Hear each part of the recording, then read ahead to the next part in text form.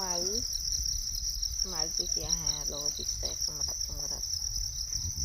នេះដាក់ស្មៅនិយាយពីលើជ្រិចហ្នឹងងាត់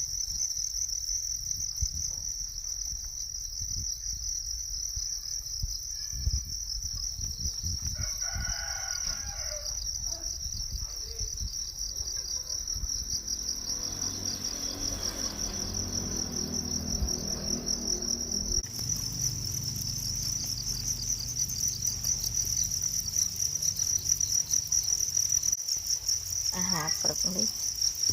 សម្រាប់ចង្រិតគឺស្មៅ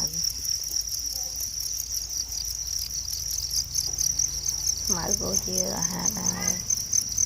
ចង្រិតចូលចិត្តដែរ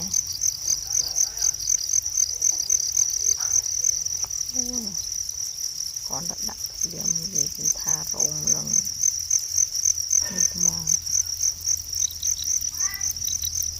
រោមដល់ក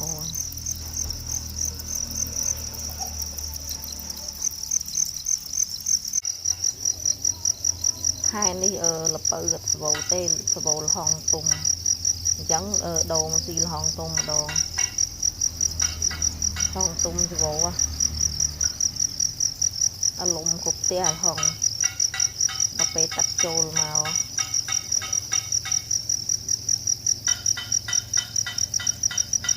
បានហងទុំស៊ីនិយាយពីថាឆ្ងាញ់ហើយលហងផ្អែមទៀត